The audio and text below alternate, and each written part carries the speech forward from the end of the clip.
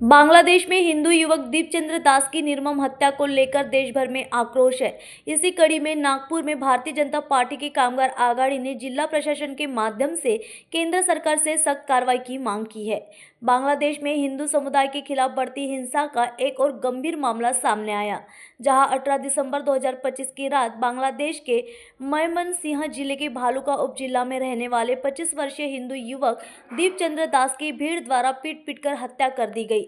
आरोप है कि दीपचंद्र दास पर ईश निंदा का झूठा आरोप लगाकर भीड़ ने उन्हें निशाना बनाया। इतना ही नहीं, हत्या के बाद उनके शव को पेड़ से बांधकर आग लगा दी गई। मामले की जांच के बाद बांग्लादेश की रैपिड एक्शन बटालियन ने स्पष्ट किया है कि दीपचंद्र दास के खिलाफ ईश निंदा का कोई भी सबूत नहीं मिला। इस घटना के विरोध में नागपुर में भारतीय जनता पार्टी कामगार आघाड़ी नागपुर महानगर के अध्यक्ष खेमराज दमाहे ने जिला कलेक्टर को ज्ञापन सौंपा। ज्ञापन के माध्यम से मांग की गई है कि बांग्लादेश में दोषियों को कड़ी से कड़ी सजा दी जाए और वहां रहने वाले हिंदुओं की सुरक्षा के लिए भारत सरकार ठोस कदम उठाए। बीजेपी कामगार आघाड़ी ने भारत सरकार के गृह मंत्रालय से इस मामले में हस्तक्षेप कर बांग्लादेश के हिंदू नागरिकों की सुरक्षा सुनिश्चित करने की अपील की है। क्या अंतर्राष्ट्रीय स्तर पर इस मुद्दे पर ठोस कार्रवाई होगी और क्या बांग्लादेश में अल्पसंख्यक हिंदुओं की सुरक्षा मिल पाएगी, इसे देखना भी उतना ही उचित रहेगा। नमस्कार, जय श्री राम। मेरा नाम खेमराज दमा है। भारतीय जनता पार्टी नागपुर शहर कामगार मोर्चा अध्यक्ष करके दायित्व है और इससे बढ़कर मैं एक हिंदू हूँ। और आज बीते 18 तारीख को बांग्लादेश में एक बेगुनाह हिंदू आदमी की निर्मम तरीके से हत्या कर दी गई। इसी के शक में कि वहाँ के जो उनके धार्मिक संत है, महात्मा है, उनके बारे में उन्होंने कुछ बोला करके। दो कामगारों का आपस का झगड़ा था।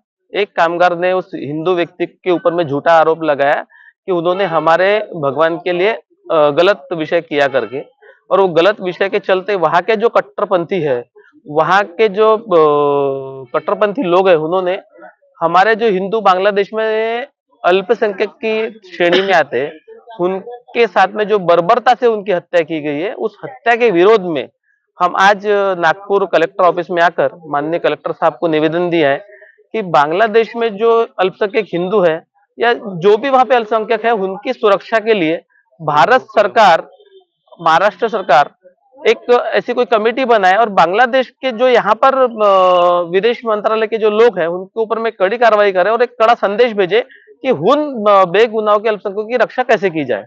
वैसे ही जो वहां पर अत्याचार हो रहा है, उस अत्याचार को हम कैसे रुकाया जाए, उसके संदर्भ में आज हमने माननीय कलेक्टर साहब से मिले हैं। उसके अलावा मेरा एक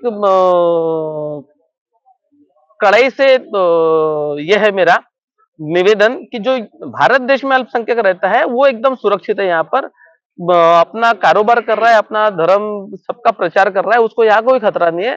पर यहाँ के जो महात्मा लोग हैं, उनके अल्पसंख्यक के जो हिंदुस्तान की बुराई दुनिया में करते हैं, पर जो बांग्लादेश में हम हिंदुओं के ऊपर में जो अत्याचार हो रहा है, उसके ऊपर वो दो शब्द नहीं बोलते। यहाँ थोड़ा भी विषय हो गया तो उसको इतना बड़ा चढ़ा के बताते हैं।